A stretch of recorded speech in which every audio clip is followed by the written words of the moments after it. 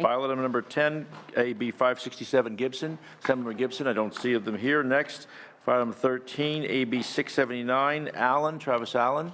Don't see him here. File item number 15, AB 718 Chu. We need to call some members. We have Wilk, Irwin, Wilk, Rendon, Gatto, Holden. This must be Holden. This is Hopwin, Holden, and Burke. We need some vote, or we'll take a recess. We got, huh?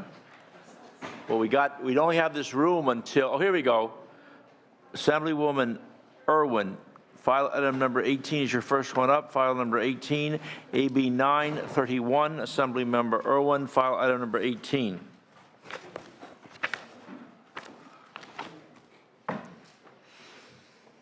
Thank you, Chair and members. Is it on? You can hear me? Go ahead, please. All right. AB 931 would increase the time frame that veterans are eligible for the hiring tax credit created from the 2013 Economic Development Initiative.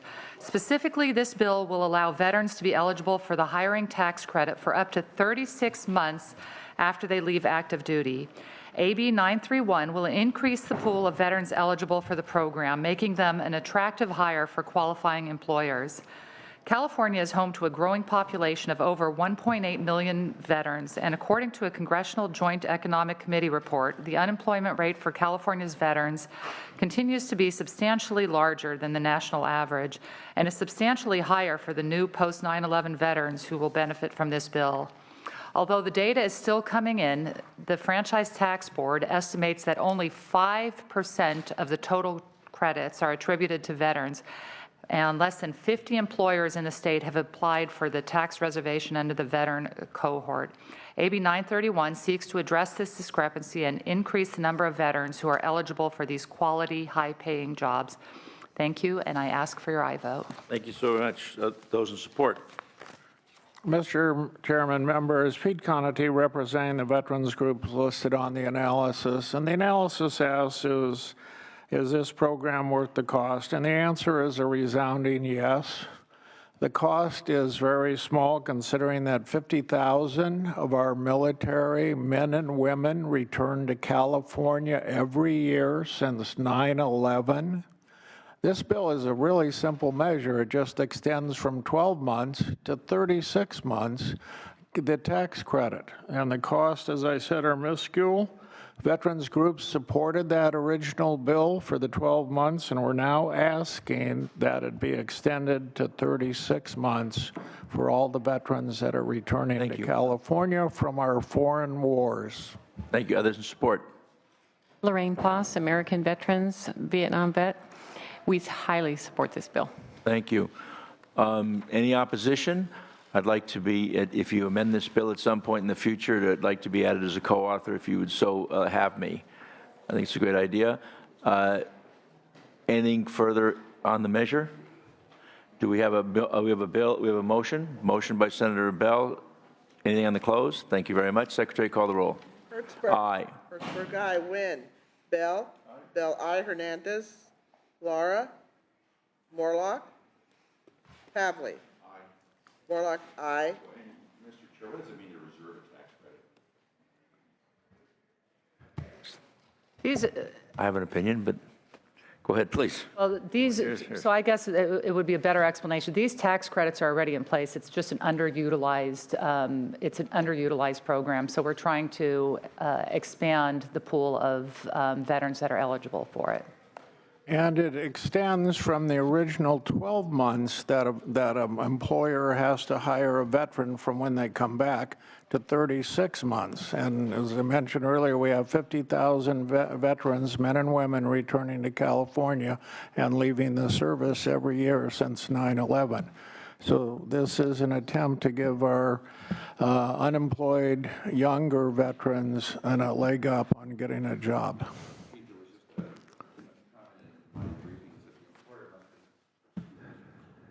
Employer must reserve the amount of credit with the Franchise Tax Board, and I just didn't know, is that like a formal request or a letter, or what does that mean?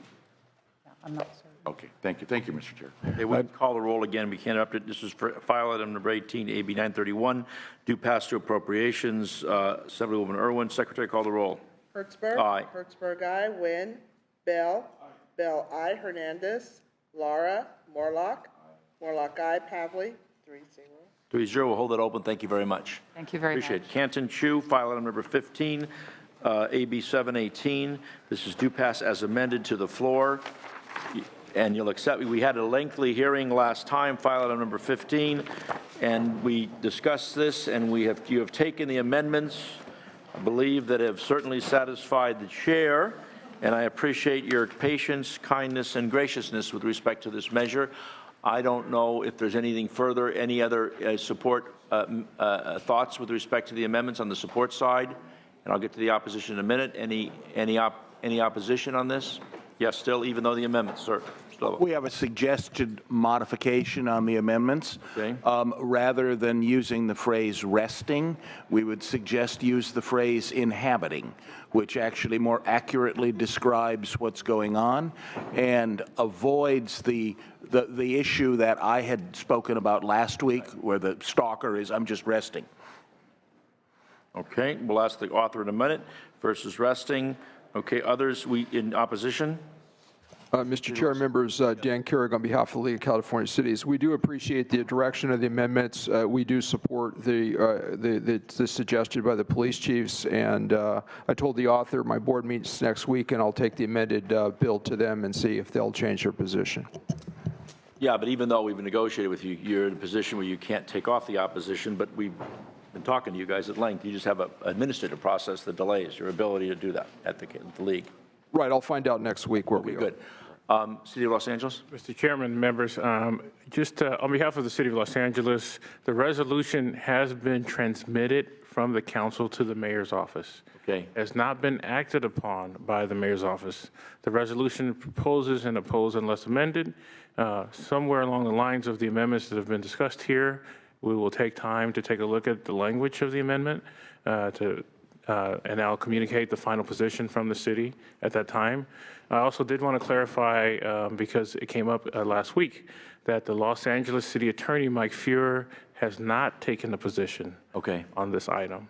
I know you did receive some calls from some council members, and I do represent the LA City Attorney's Office, and I was asked to clarify that on the record. Very good. Thank you so much. And I think as it's analyzed, you'll see that there should be the necessary flexibility that encompasses the issues that were expressed in that resolution if it's so adopted by the mayor of Los Angeles. Good afternoon, Mr. Chair. Kira Ross on behalf of both the City of Glendale and the Marin County Council of Mayors and Council Members. Wow, yeah. They were both in an opposed position. We're very thankful for the work that's been done on the amendments. We've asked them to review them, so we don't have a new position, but just wanted to let you know that we are thankful for the work that's been done. Thank you so much, very kindly. Yes. Thank you, Mr. Chair. Frank Mecca with the County Welfare Directors Association, and for the reasons we compellingly stated at the last hearing, we remain in strong support of the bill. Very good. Are you okay, while you're at it on the welfare stuff, are you okay with the word inhabit versus parking? Resting. I'll defer to the sponsors and the author, but it gives us some pause. It does, okay. Anything further? You have a question, sir? No, I do. Okay. I just got the amendments just now, so I apologize. But That's okay. this topic has gotten local, and there's an article in one of my local papers where the city manager is saying we should have like an SB2 zone kind of approach for allowing people to park somewhere on city property or fairgrounds, et cetera. I was wondering, has that been pursued at all, or is that in the amendments? Gives flexibility in these amendments. I think it's, the idea is not to criminalize the behavior, huh? Yeah, you can, that's certainly, they have the flexibility to do that if they want to do that. Thank you. I apologize. It's okay. And whatever you want to do, Mr. Assemblymember, with respect to this term, I'm agnostic on either one, whether you want to use resting versus inhabit, whatever you choose. I leave it up. From my perspective as chair, my vote doesn't matter. You've been a gentleman, and this is due pass to, it's file 15, this is due pass to, my other thing, as amended to the floor. So I don't know what your thoughts are, whatever you want to do. I will rely on you. You're the author. Thank you very much, Chairman and Senators. First of all, I just wanted to thank you and your committee for working with my staff and John and come up with the amendment to address the issues regarding to local control and the law enforcement concern, and overall, I think can strengthen the bill and the focus. Regarding to arresting and inhibiting, I was politely to say, well, I'd rather stay at the arresting and instead of going into the further definition of what is an inhabitant. So for that, I would But as it is, respectfully ask for your aye vote. thank you very much. Do you have a motion? Senator Bell so moves. Huh? Oh, you have a comment? I'm sorry, sir. Just that I think this committee, when we review these kinds of bills, should determine whether or not anything we're taking in this committee creates an increase in the criminality of homeless people, and that all future bills should be looked at that, because I think that's a major concern that I have, and I want to focus our municipalities on and counties on alternatives to criminalizing homelessness. It's a dead-end street, literally, and a fiscal disaster if we continue to criminalize homeless people. And I know the author very well because we served together as a county supervisor. I appointed the author to the county mental health commission, where he served for a decade, working with me on mental health issues. I think we have to, look at decriminalizing being poor in this state and avoid those kinds of laws that do that. So. Well, I think that's what he's doing here, and I applaud him for his efforts. Is that a motion for that? So moved by Senator Bell. Do pass as amended to the floor. Secretary, call the roll. Hertzberg? Aye. Hertzberg, aye. Wynn? Bell? Bell, aye. Hernandez? Laura? Morlock? Pavlik? You have 2-0. 2-0. We'll hold that open for the absent members. Unfortunately, the schedule is kind of tight. Thank you so much, and thank you for coming back the second day. Okay, file item number 10, AB 567, Gibson. I saw Assemblymember Gibson here. File item number 10, AB 567. I don't know if I want to make a motion either. I have to make a motion. Bill's not supportive. And he's not supportive either, is he? Can I make I thought I couldn't make a motion. Please. Thank you very much, Mr. Chairman and Senators, for giving me this opportunity to present Assembly Bill 567. 567 will increase accountability and assess property value by allowing the State Board of Equalization to provide a timely and basic information to the public. Right now, the county assessors are required to make public all reassessed property value and changes of ownership on the yearly assessed roll. However, when a business change ownership and file paperwork to trigger reassessment, the State Board of Equalization is required to keep that information confidential, even though the information will eventually be made public under current law. As a result, when the public calls upon the State Board of Equalization and asks about a specific sale or merger, the State Board of Equalization cannot, I want to underscore, cannot provide any information. AB 567 will allow the State Board of Equalization to disclose only, and I want to underscore only, the change of ownership paperwork that has been filed. What we will be sharing under AB 67 is actually less than what is required to be disclosed by the county assessor. This modest bill will improve the communication between the public and the State Board of Equalization and help to ensure that the tax laws are fairly applied for the public's benefit. With me here today, we have representatives of the State Board of Equalization who will provide supporting testimony to AB 567. Good afternoon, Honorable Chair and members of the committee. My name is Camille Dixon, and I am testifying in support on behalf of Jerome Horton, Chairman of the State Board of Equalization. Chairman Horton wanted to express that this bill would not allow for any other information on the form to be disclosed, as Assemblymember Gibson stated earlier. In other words, the information on the form remains confidential, but upon request, staff could state whether or not the form had been filed. In addition, this bill is not an attempt to modify Proposition 13, as others would have you believe, but is rather a simple measure with the intent to provide transparency and facilitate good government. We ask for your aye support on this measure. Thank you. Those in opposition?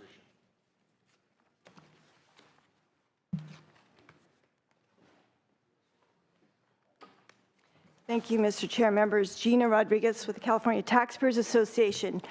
There is no valid reason to begin violating taxpayers' fundamental right to privacy and piercing the veil of taxpayer confidentiality. AB 567 does not promote transparency because no public interest would be served by allowing tax officials to release confidential tax information, including information about whether a state tax authority issued a determination regarding a taxpayer's property taxes. What's next? A bill authorizing the FTB to release a determination, information about a determination about my neighbor's income taxes. Oftentimes, no change in ownership statement is filed by a property owner because no change in ownership actually occurred. And in these cases, again, what purpose does it serve to disclose that no change in ownership statement actually was filed? The public is acutely aware that tax agencies must safeguard their tax information, and this bill would break that trust that taxpayers have with their government. Once a county assessor has determined the assessed value of real property and places it on the publicly accessible assessment roll, only then should government officials be allowed to advise the public that a change in ownership occurred for a particular taxpayer. The Franchise Tax Board agreement with the BOV to provide the confidential change in ownership tax return data falls under the authority of Revenue Tax Code Section 64, and under the terms of that MOU, BOV must keep the information confidential and only use it for tax administration purposes according to the FTB. And again, this bill eliminates this taxpayer protection. And there is no limit. A member of the public can go back in time indefinitely, and the BOV and assessors would be required to disclose the information if the records are available. If a member of the public were to call the BOV and ask whether Caltax, for example, ever filed a change in ownership statement, under this bill, here's how the BOV would respond.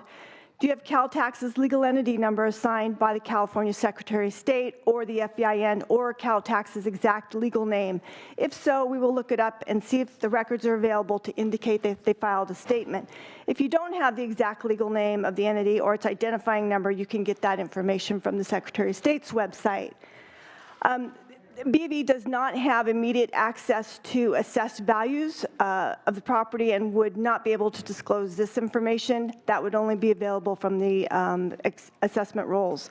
But they would advise the public to call the county assessor's office if that's the information the public wanted. As you can see, this bill would not only serve to violate taxpayer confidentiality rules, but would create a potentially massive workload for the BOV and assessors.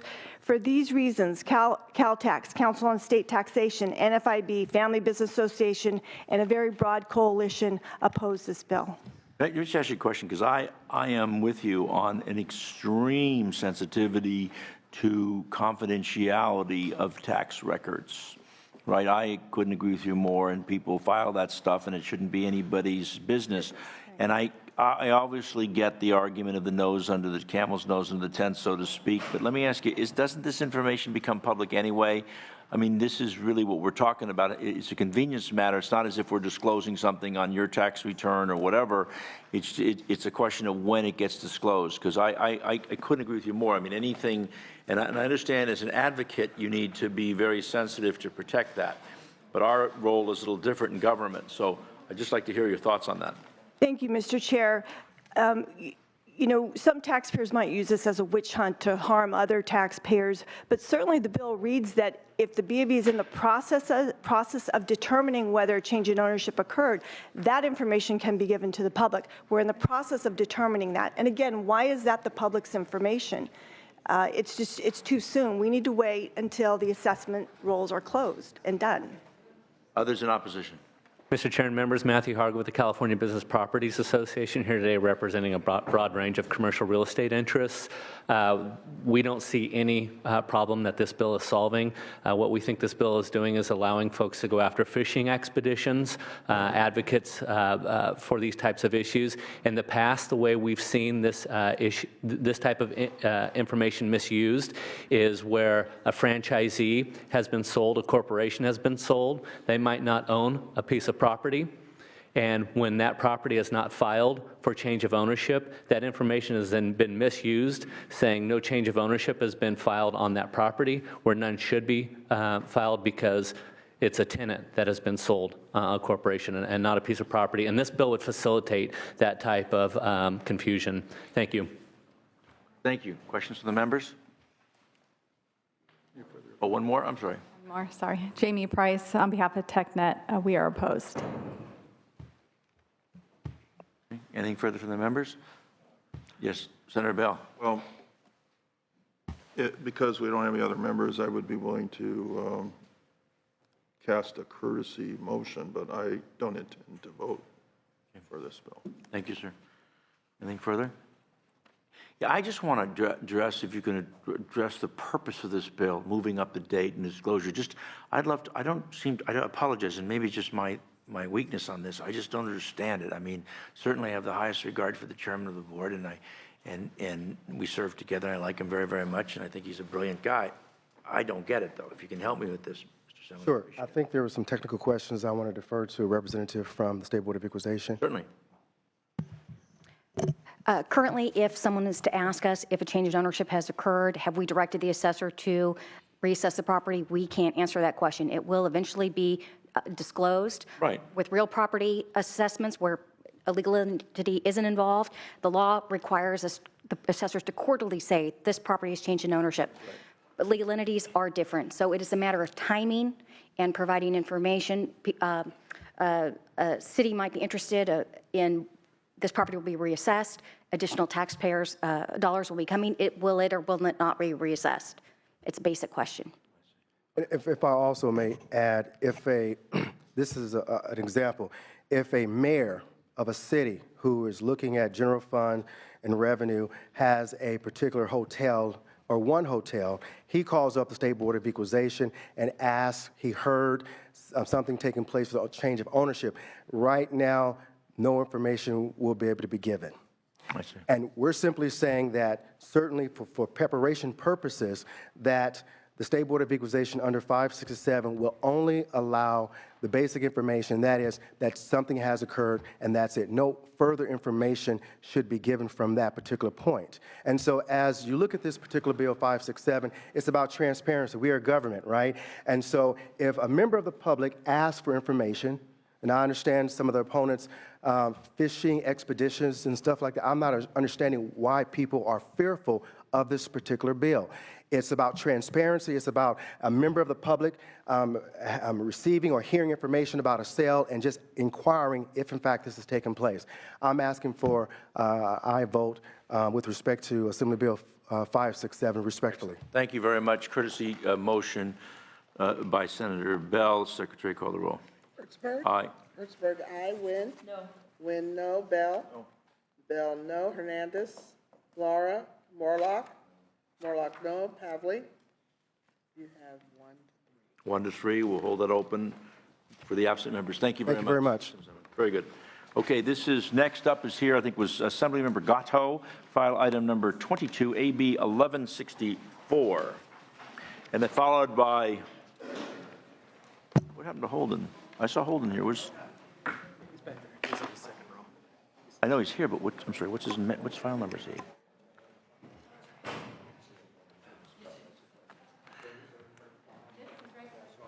Holden, sir.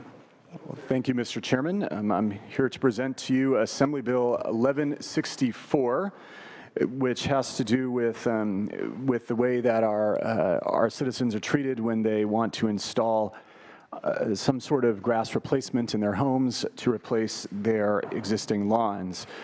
Some cities in the state of California have prohibited homeowners who are well-meaning and want to conserve water from installing artificial turf, and the artificial turf has come a long way since when all of us were coming up.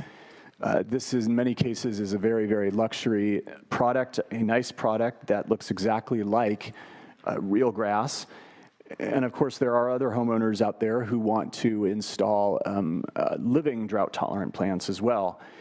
However, some cities do have laws on the books that prohibit homeowners from removing their lawns, and this bill would require cities to